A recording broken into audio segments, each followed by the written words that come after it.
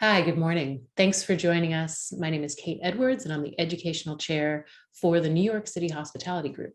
The NYCHG is a group of like-minded professionals that serve the restaurant industry, and we also love to create content, educational and informative and topical content for our viewers, people like operators, managers, and other like-minded professionals.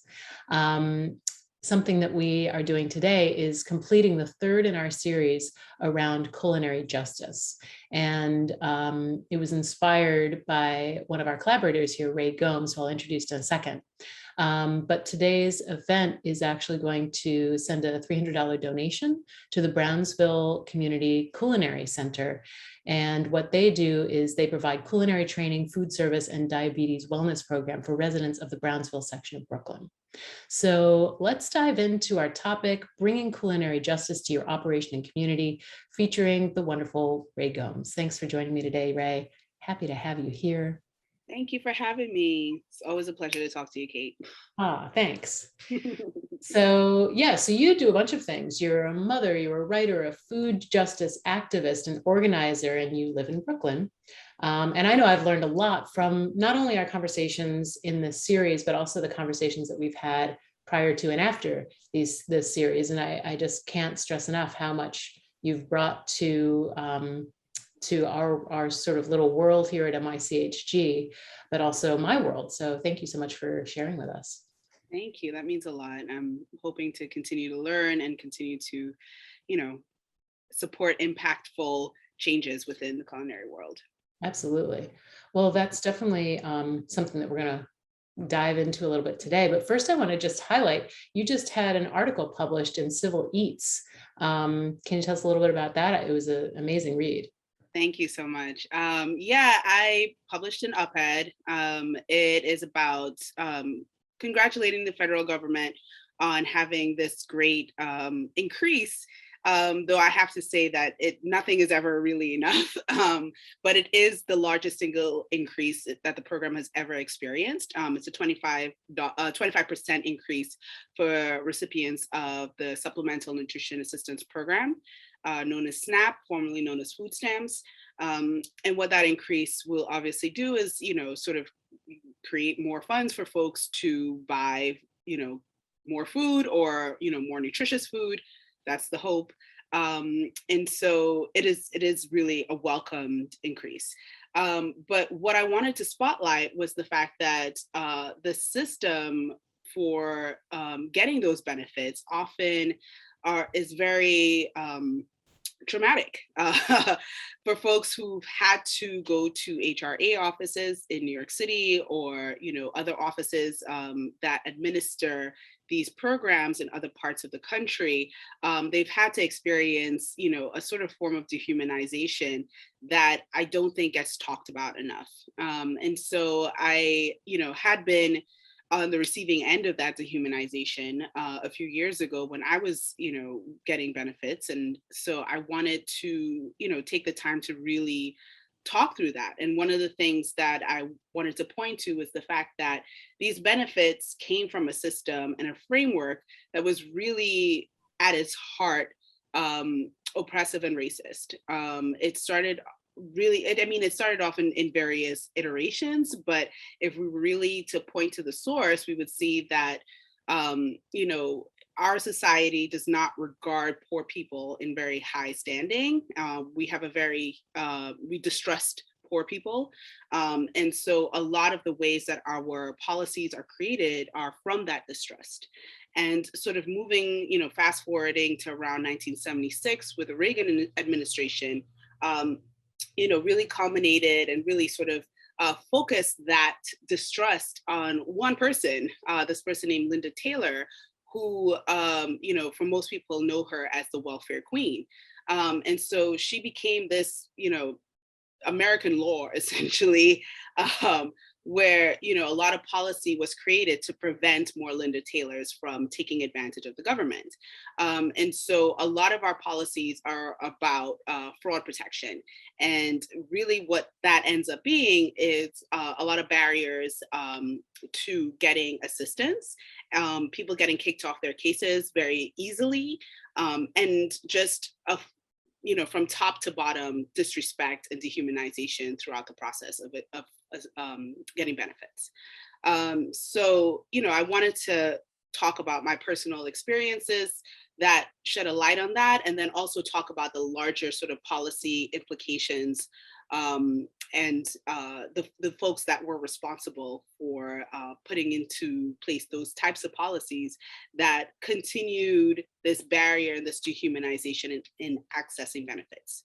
The last thing I'll say is that I will always, always, always advocate for increase of SNAP, increase of public assistance, for people to rely on that over emergency food, right? And so, when we talked about emergency food as, the sort of thing that people run to in terms of, supporting people in need, I will always advocate for SNAP over that, always, because it's much more sustainable. I'm a prime example of how a person can sort of use that system to sort of propel themselves to a more sustainable life and lifestyle, whereas I don't see emergency food doing that in comparison.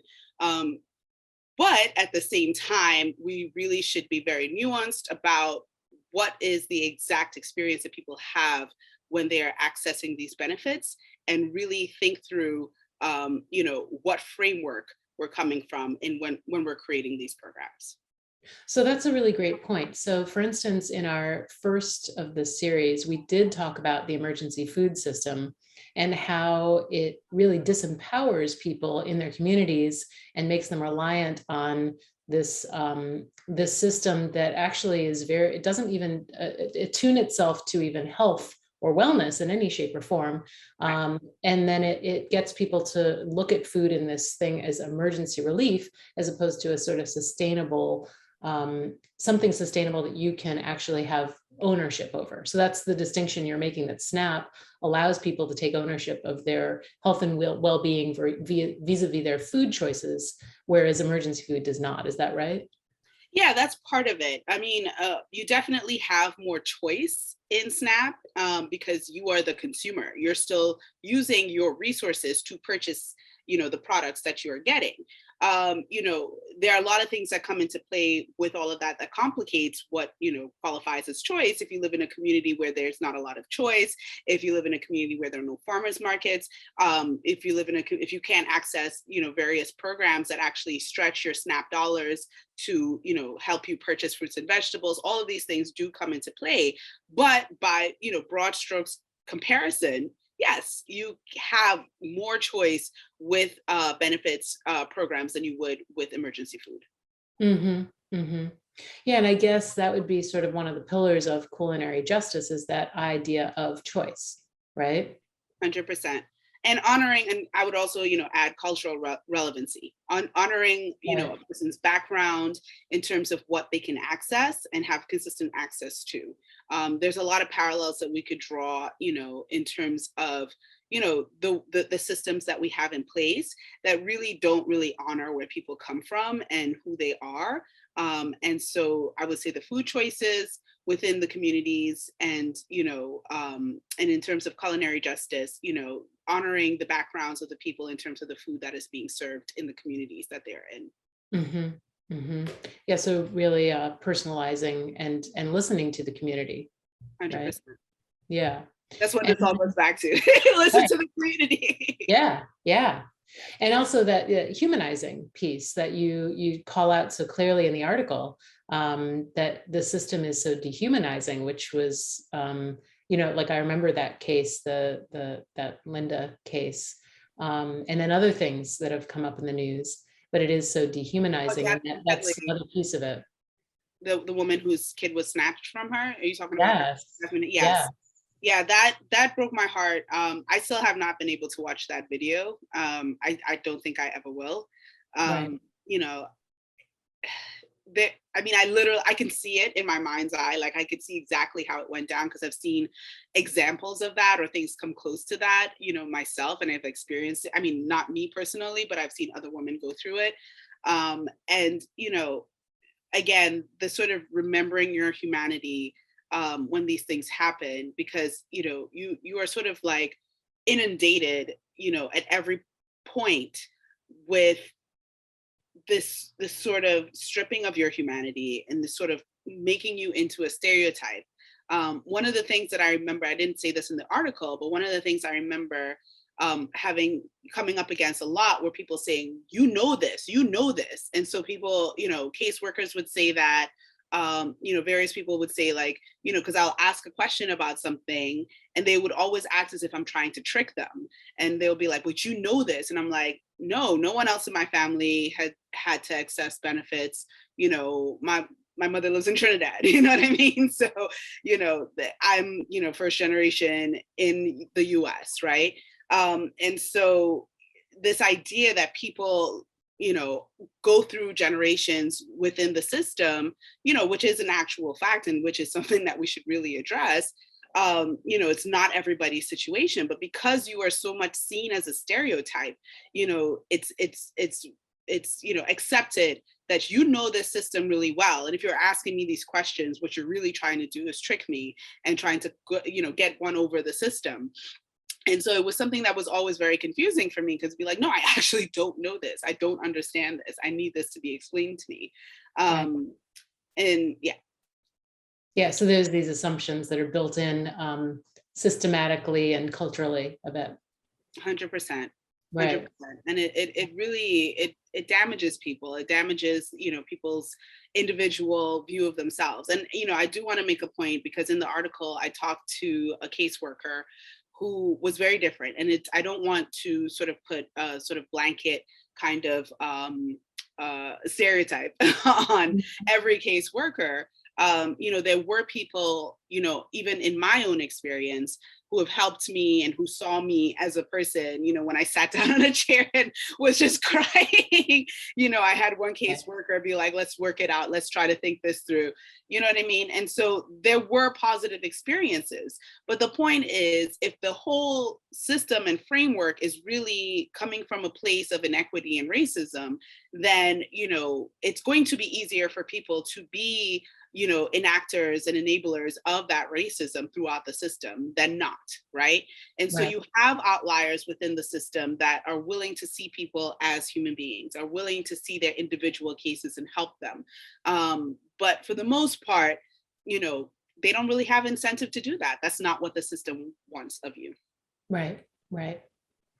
Let's go back for a second. So in our first iteration of this chat, we talked about emergency food relief, which we just talked about, but let's talk through some of the various arms of culinary justice. So the people who are tuning in and who are actively interested in making some change or contributing to making a more just system can understand a little bit more what forms that can take. So let's just go through it. So we've got the idea of food sovereignty, which was a term that you turned me on to. So I'm very new to that concept, but it really resonated. Food sovereignty. Can you just, in a brief description, tell us what that is?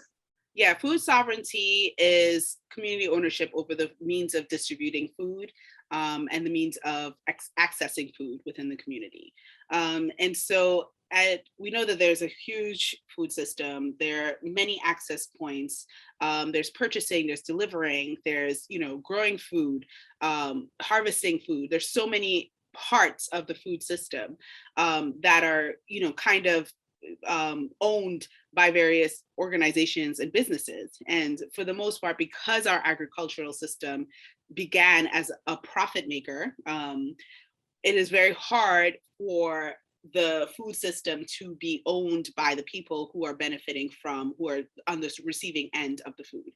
And so food sovereignty really asks or really demands that changes be made along the food distribution system, where at each point the community could own that labor and that process.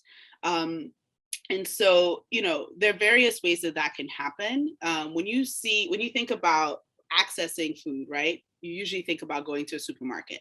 Who owns that supermarket? Who's benefiting from the profits of that supermarket? The people who are, checking you out in the food, checking out your food and all of that. How much are they getting paid? Do they live in the community? When they live in the community, are they able to support their families with the wages that they get, right? All of these things sort of begs the question, like, who is benefiting from me eating every day, right? Mhm. And food sovereignty really asks of the food distribution, I'm sorry, I'm gonna stop saying ask, demands of the food distribution system that the community be on the ownership end of all of the profits and all of the systems and the labor in the food distribution system.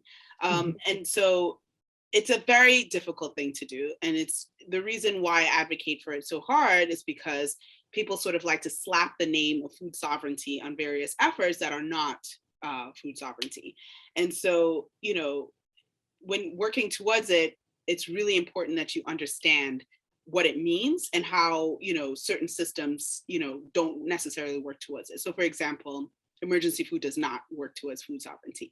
The Mm. food that is coming into the community is not owned by the community. The people who are purchasing that food or getting that food for free are not, not within the community, and it's usually reliant on foundational grants or government grants or something that has a set timeline. And so if you're talking about any effort around food distribution that incorporates a charity model, you are not talking about food sovereignty. You are not. I dare someone Right. Right. change my mind. I feel like I want to set up a table that says change my mind on Yeah. that. But Yeah. I have not seen any model that is reliant on a charity system that actually works to the benefit of the community, right? Right.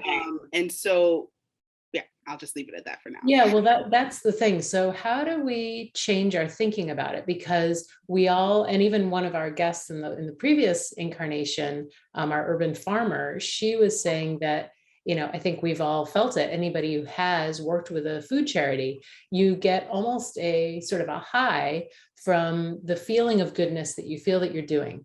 And then what she remarked, which was so eye-opening, was that the first time you do it you feel great, the second time, and like I know I used to do food service at the holidays every year, so you Yeah, feel like, wow, I'm doing something, this is amazing. And then after a number of years go by, you realize, wow, there isn't any less people who need this. Wow, there's even more people who need this.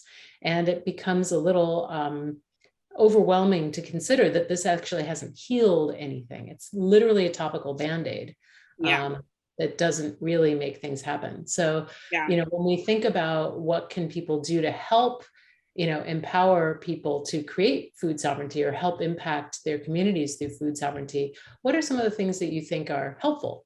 yeah. I just want to make a point about volunteerism. There. I, I mean, we could spend a whole panel on this, but I'll just point to one resource that I think is really, really good for people to understand this whole idea of what volunteerism is and what it does. Jan Poppendieck wrote this book called Sweet Charity that really, dives into the rise of volunteerism, right? Reagan would say things like the scariest two words are, or the scariest couple of words are, I am the government and I'm here to help, right? And this idea that the government is not necessarily responsible for taking care of people, but people are responsible for taking care of people, really sort of imbued in us this sort of this idea of volunteerism that I think people have not necessarily examined too well. I mean, it is within our American quote unquote American DNA to want to volunteer, to want to help. And that comes from a specific place. And the place that it comes from is the government sort of taking away its responsibility to be the safety net and the support system that people need and sort of leaving it to charity.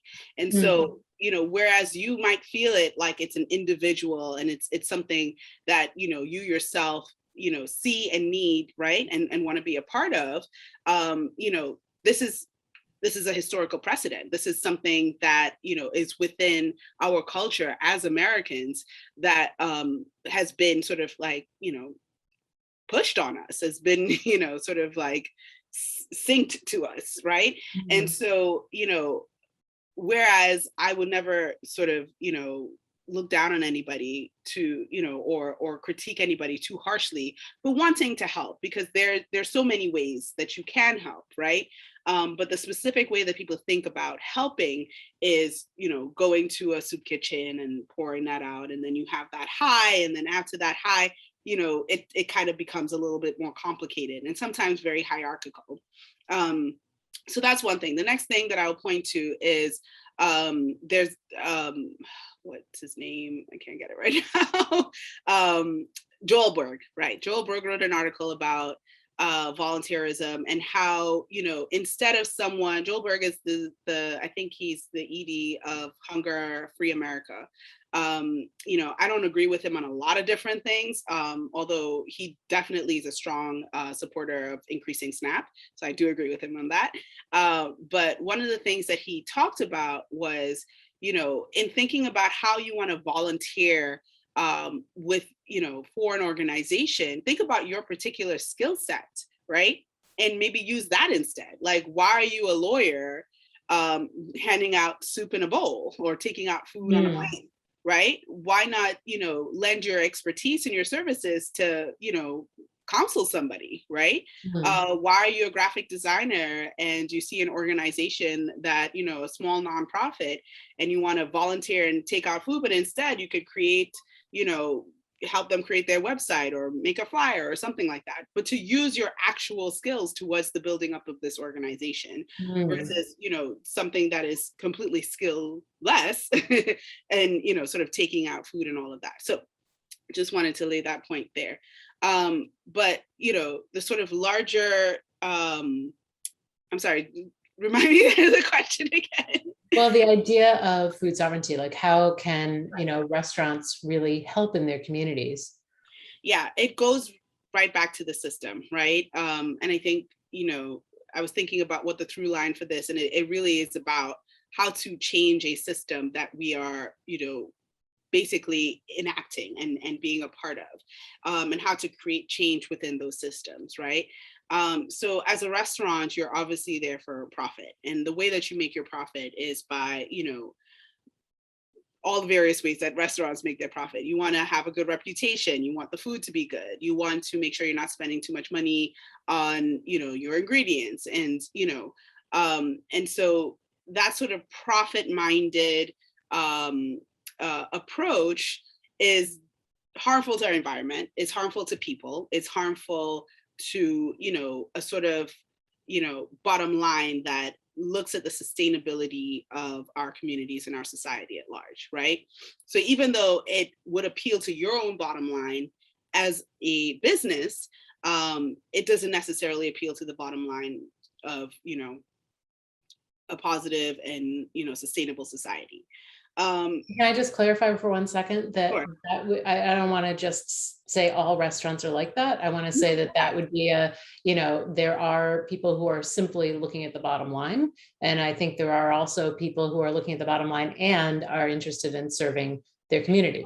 And so that's what I want to get to. Thank you. Yeah. Yes. And I'm talking about sort of the system at large, what it is asking of you. It's a sort of the same sort of situation with going into HRA and, experiencing the people who really are enacting the system and, the outliers who are basically like, no, I'm here for the person and I'm looking at the person. So that definitely does exist. What we need to do is find more of that and more support for people who are doing that.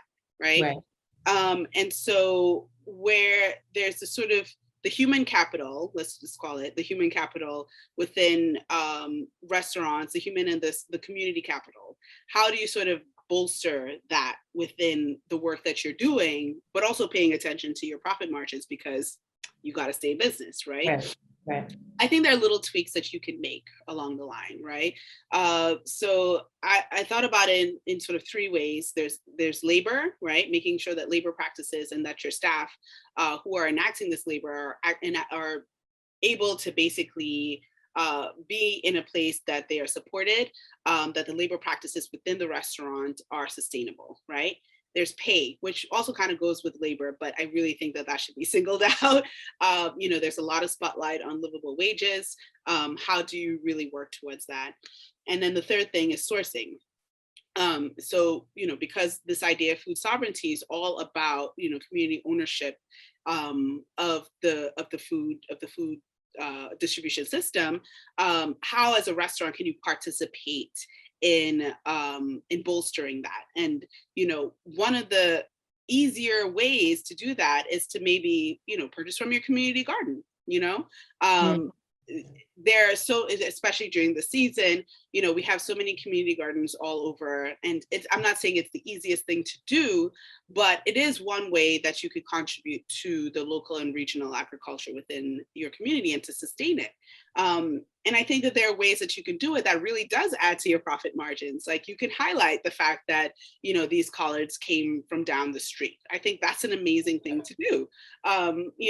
You can also look to see other sort of sources for regional agriculture. There's a lot of energy around food hubs in particular. I'm part of an effort called Central Brooklyn Food Hub, where we're working towards getting funding for a food hub within Central Brooklyn.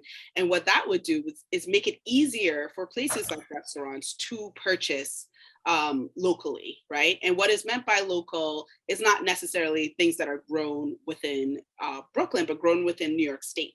The fact that for years, we don't prioritize, we have wonderful farms upstate, and New York City, which is, probably one of the largest consumers of everything, not only the DOE, but, restaurants, hospitality industry, even the airlines. I just found out, this is really cool.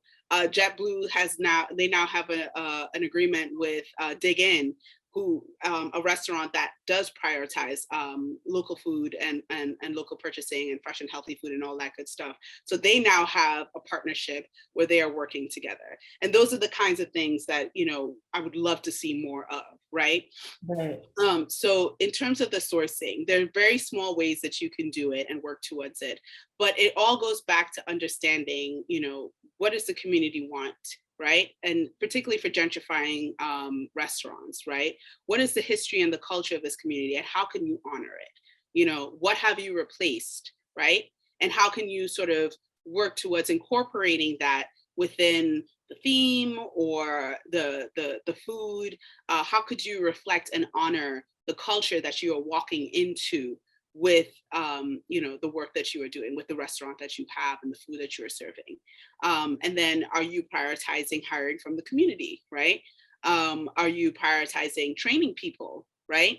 And so imbuing them with skills so that they can move up within the hospitality industry, right? So that sort of is a way that you are speaking to not only just the sourcing and the labor and the pay, but it really just,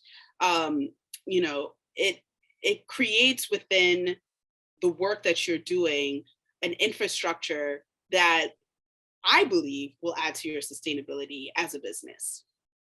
That's right. So many things to respond to in what you just said. So basically, like, going back to what restaurants can do. So the idea of supporting local gardens. Now, my husband works for a large hotel, and there's things that he would like to do, but they simply, because of the scale and the amount of food that they need for certain things, it makes it very difficult. Yes. But this is, let's look at all the smaller restaurants. So there is something cool about having scarcity on your menu, meaning we have 15 orders of XYZ with this ingredient from this place. You can actually do something where you're maybe featuring one ingredient. You don't have to have your entire menu be local produce, but you focus on one ingredient or one dish that does. And that can really make an impact. And it can really help support a smaller purveyor, a smaller gardener, a smaller farmer, by just simply featuring what they do locally. Can be even like, we get our basil down the street, and then basil's a garnish on whatever you have. Yeah. But you can think about it as sort of starting small, as opposed to, now, how on earth can we get all of our food year round from the local garden? You probably can't. Right. So you can probably get one thing, maybe two things. Yeah, you can get your food year round from a New York State farm. A lot of farms upstate as well, they have relationships with southern states as well, where they produce food, where they grow food during the winter, and then they're able to transport it. But that's, sort of a specific example. But, I think the example that you gave about your husband's, hotel, I mean, large scale supply is definitely the sort of, that's the symbol of capitalism in a way. And, there are ways that that could be sort of subsidized to leveraged towards encouraging more local and regional production. And there are ways that I understand that it's very difficult to do that, because if you're part of a large hotel chain, you're not necessarily making the overall supply decisions. But I think like that's something that I don't want to speak too much to because it's something that I'm still kind of learning and understanding in terms of, the hospitality industry at large. But, I think his or someone who's part of that larger system, their focus should probably be on labor and pay, and ensuring that they are sort of working within the local microcosm, the local economic system, to support people within that community versus like the sourcing, because that's going to take some time. Right.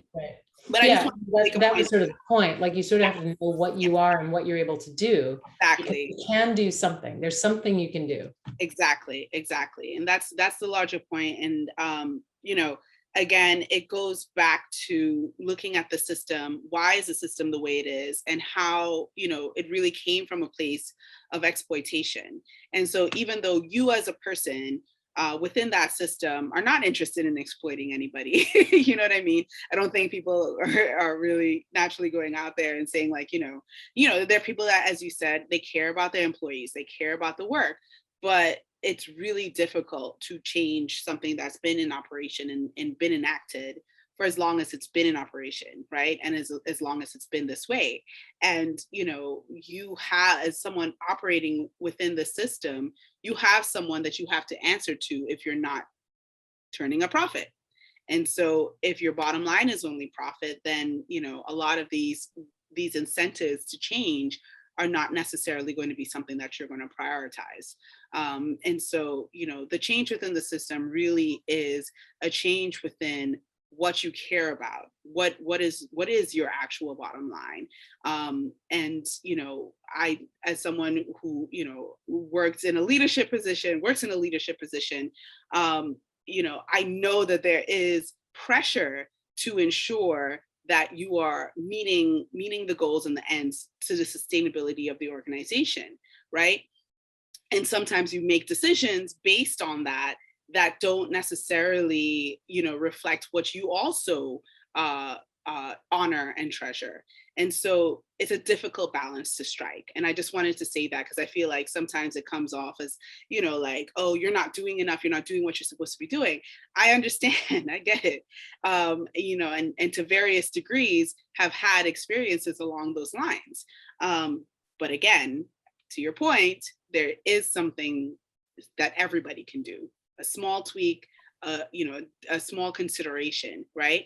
And then moving on from that, there are larger sort of things that you can lend your efforts to that ensure that the system is able to change. Because in reality, the small tweaks that you are making, while beneficial to your immediate environment and can serve as best practices or a model for someone else to replicate, it won't necessarily change the entire system. And so, the idea is to do the small incremental changes in the space that you are and find ways to add to the largest scale changes. And so that's where policy comes in. And so we can have that conversation too. Right. Yeah, well, then that would be the thing. So let's say I'm an operator. I've started supporting my local community vis-a-vis the people that I hire, the food that I'm choosing, using food hubs in order to try to like get the circle a little bit bigger and basically widen my circle of impact. And then you're talking about policy. Like, how does an operator get involved in policy to make bigger change? Yeah, I mean, thankfully, there are a lot of organizations that are thinking about that. There's Raise the High Road. There's ROC. What does ROC stand for? Restaurant Opportunity Center, I believe. There we go. Yes. There's, the Restaurant Workers Community Foundation. There are a lot of organizations that are thinking about specifically how restaurants can move from a place of, just sort of working on their bottom line and really sort of lifting the issues faced by food workers to the levels of policy change. And so, becoming a part of these efforts and these organizations is one thing that you can do. One thing that I was doing was really educating myself on that. I come from a very sort of heavy food justice focus, which is, focused on regional food systems, focused on, increasing food access and public health. That, getting into the culinary world and thinking about how the culinary world could be a part of that system, I had to educate myself and think through, exactly how.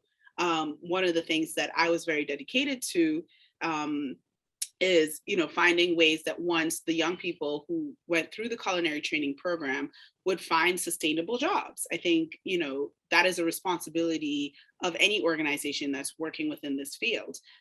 So for me, culinary justice really spoke to, how we were honoring the people within the system as they are learning about food and getting these wonderful skills. And so that's why, the attention to the Black foodways was very important to me, because Brownsville is a community that is majority Black. The African diaspora is something that is very vast and very beautiful. And, I'm thankful to be living in a time where there's a lot more attention being paid to that, right? And how African American food really is a huge part of what we consider American cuisine. Right. And so, spotlighting that and making people really feel proud of it, right? We're going from talking about how the system could be dehumanizing to moving towards humanizing people within the system. And one of the ways that that can happen is honoring someone's history and ethnicity and tradition through the food that they are learning to create. These are things, this is knowledge, this is understanding, these are practices and skills that, for the most part have been taken away from us, or we have not been credited for, right? Mm. And so, really being a part of, showing someone their space in that and having them see themselves in that is such an empowering, beautiful, and essential part of, the way that I believe culinary justice should be enacted. Yeah, I love that.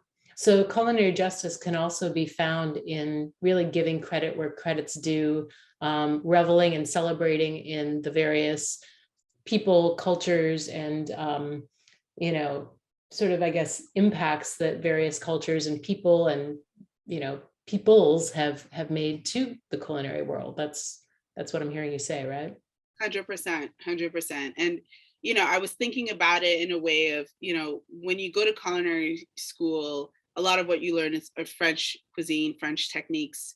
And I think that that's great. And I think that's important, but there are also other techniques that you can learn. There are techniques that, enslaved Africans, used, that we're now learning are really a huge part in the way that we have created food and created meals. And, how, enslaved Africans were really some of the, they were the spark, or they were the people that created certain meals and certain histories, or at least started those histories within our culinary field. I'm trying to think. I can't remember the name of the chefs. I should have remembered that before. But, Thomas Jefferson's chef, he, created a lot of, he brought up, specifically around the French cuisine, but he implemented a lot of skills and systems and practices within how we create food today, that he was not credited for that. Right. So it's time. Oh, it's past time. Yeah. And, yeah.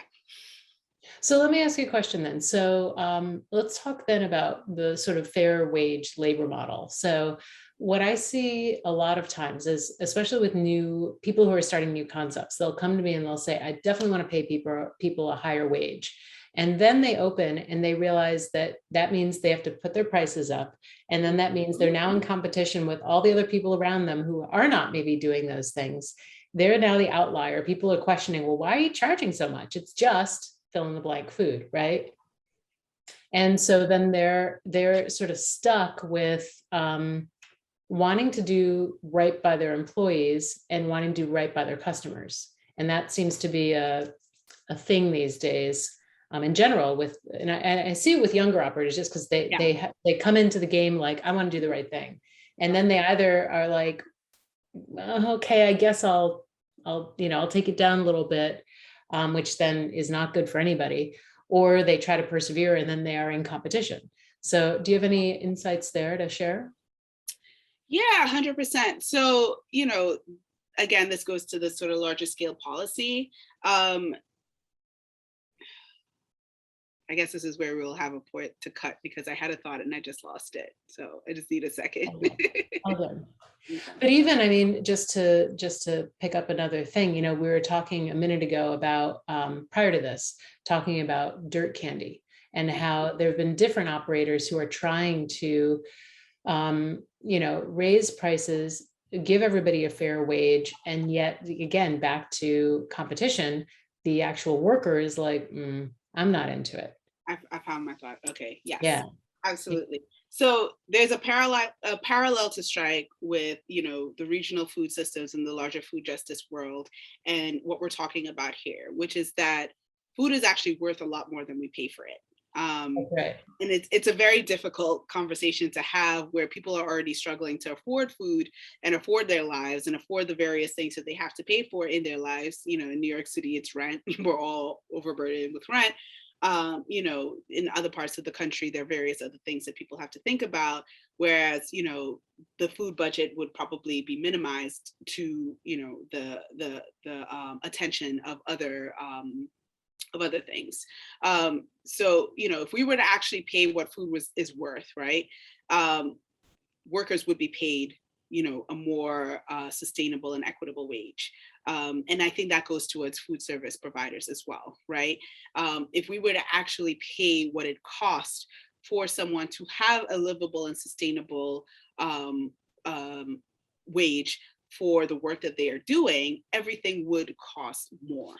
And so it really is a hard balance to strike. It is really almost an impossible situation for a food operator to be in, to work within a system that is already completely inequitable, from the person who's harvesting the food to the person who is serving the food, to really, create something that is sustainable within that system. And so this is where the sort of large scale policy fight comes in.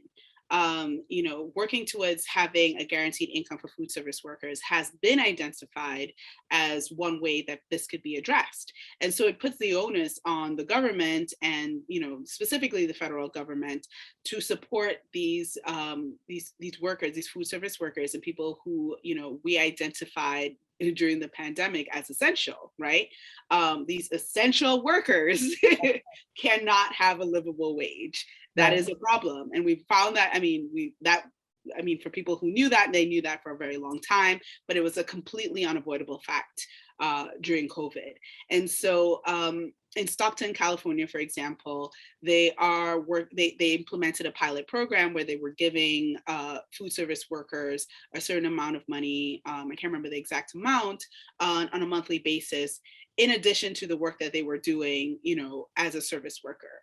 And so the guaranteed income, helps in subsidizing all of the other things that you may or may not have options and flexibility in as a food service worker. So if you got sick and you had to work, right, because you could not miss this amount of money, you are now able to collect a certain amount of money by the end of the month, so that you can take some time off to heal, right? And we know during COVID that we do not want sick food service workers. Right. We should our norm. Exactly. Be the norm. I can't not show up, so I'll be sick. Exactly. And so they found that this was a very successful pilot, and so other parts of the country are adopting this pilot program. I believe somewhere in Virginia as well. And so that's one of the things to advocate for in New York State. There's also Raise the Wage Act of 2021 that was introduced in the US Senate, I think earlier this year. Find ways to support that, talk to your elected officials about it, see if there are ways that they can advocate for the food service workers that you are, supporting within your business. One of the things, from an activist background that I think is very useful is, something called narrative justice, where you have someone talk about their story, which is something I did in this article, right? I talked about my story and applied it to a larger framework, right? How is it that policy changes could have made the situation different, right? I think where narrative justice becomes a little bit shaky is where it focuses too much on this person did the right thing, right? It shouldn't be too much on this person doing the right thing, right? It should be this person is trying to live their life, right? This person is trying to do what they're supposed to do. They're taking care of their family, you know what I mean? And it is damn near impossible to. And here's how policy can make a difference. Here's how these sort of systemic changes. And, also think about policy as not just something that the government does or federal government does. Policy is also something that you enact in your organization, in your microcosm of the world, right? It could be something that is local. It could be something that is literally under your roof, right? What are the policies that you can implement within your restaurant business that is honoring the humanity of your workers, right? Is there a way that you can think through a fund, creating a fund for when people do get sick, that they can be supported, right? Is there a system that you can think through where people feel supported if someone has childcare issues? Is there a way that maybe you have another worker who for some reason can't come out to work but can watch the other person's child? Just finding ways to make life easier for the people that are doing this work for you, right? And really honoring their very real human circumstances as they are working towards the bottom line and the profit of your organization, but also the welfare and the betterment of your business. Right. Yeah. And there's something I want to sort of clarify, call out is that because in the P&L of a restaurant, the biggest and hardest to control is the labor. So there's a collective groan whenever there is policy to change the minimum wage, because people are like, But what I want to call out, though, is that if it is policy, if it is broad, if it is statewide or citywide, what that does is it makes people have to change the business model.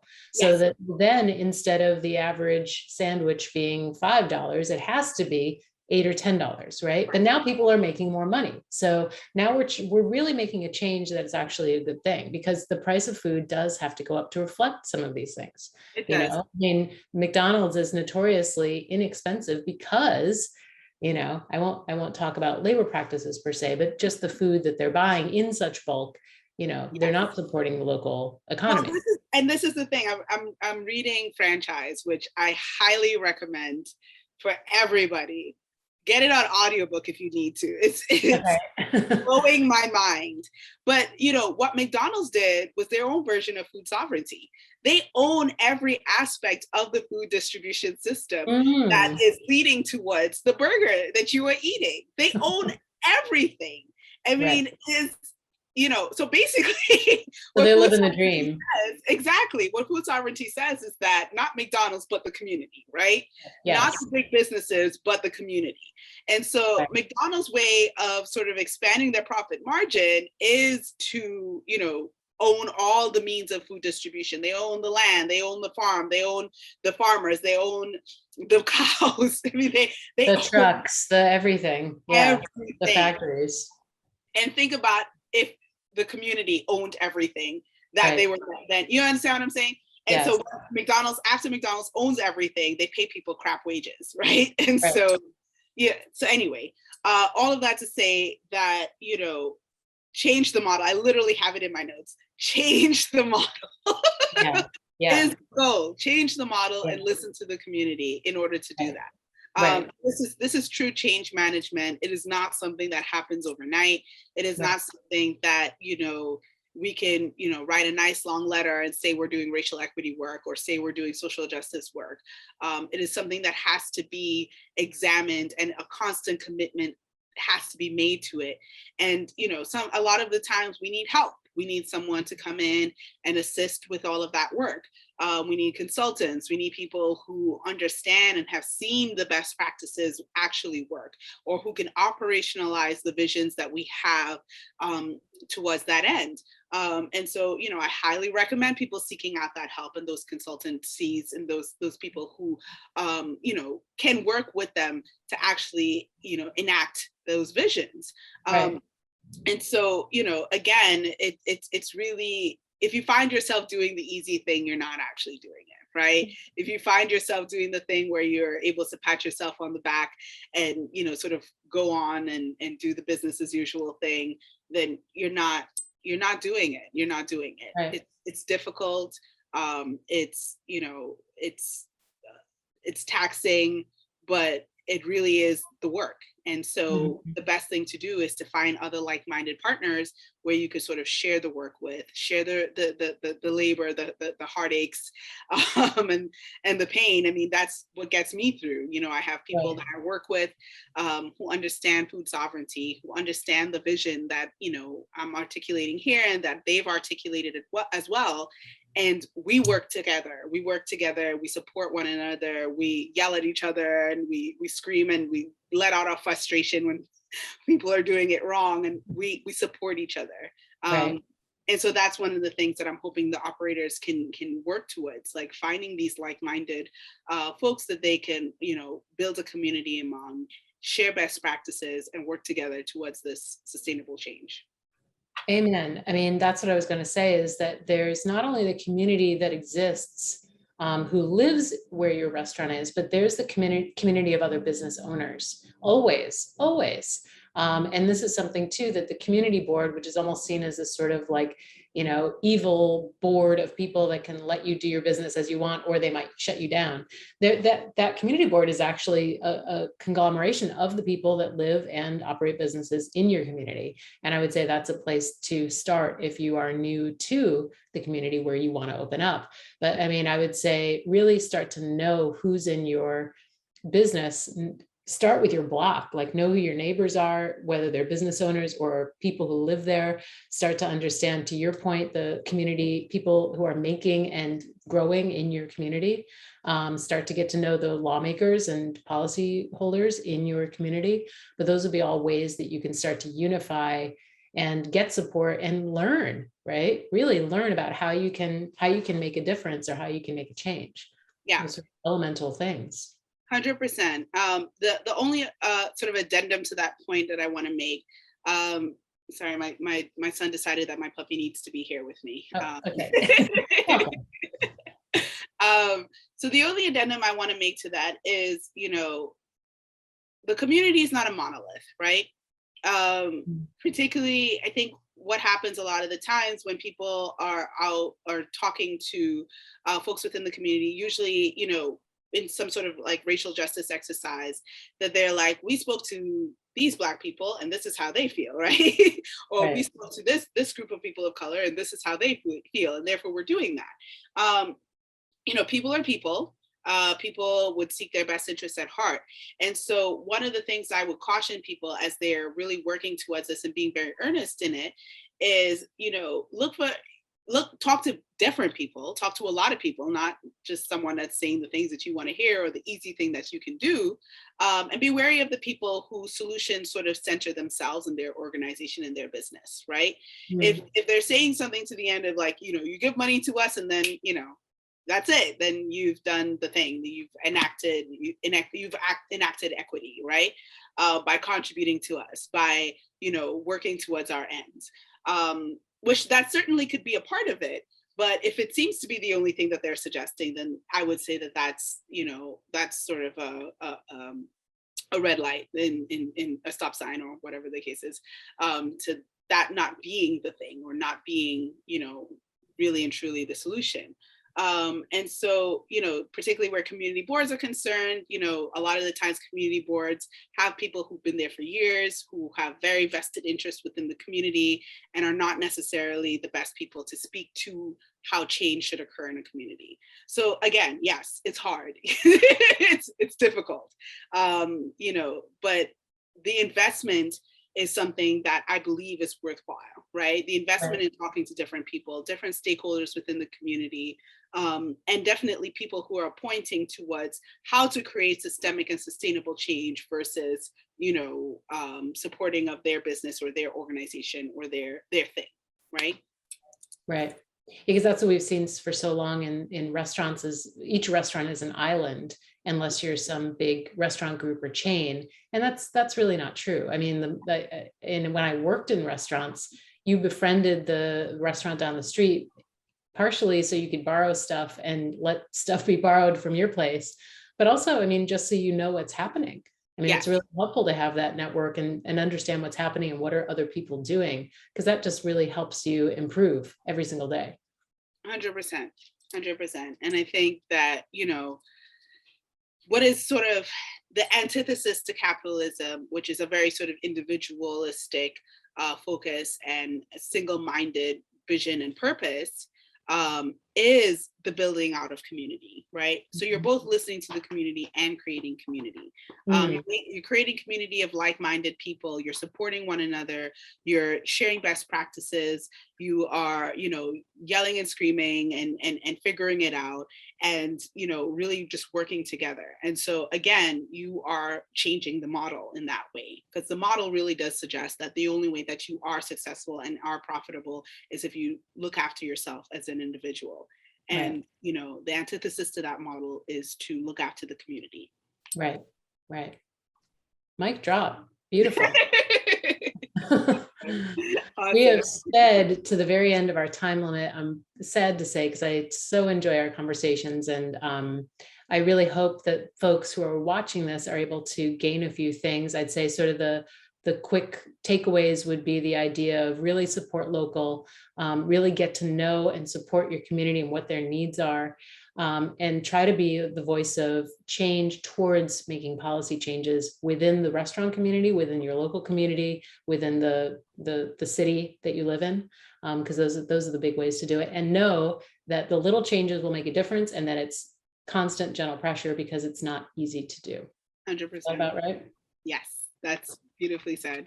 Cool. Well, thank you, Ray, so much for joining us. Thank you for everybody who's watching right now. If you want to subscribe, definitely for new content that comes up on NYCHG, definitely go to our website, and we'll be posting more about Ray's article so you can read more about what she's thinking about. And we will continue the conversation in another iteration, hopefully sometime soon. Thanks so much. We appreciate Thank it. you so much, Kate. Thank you. Have a great day. You too. Thank you. Bye.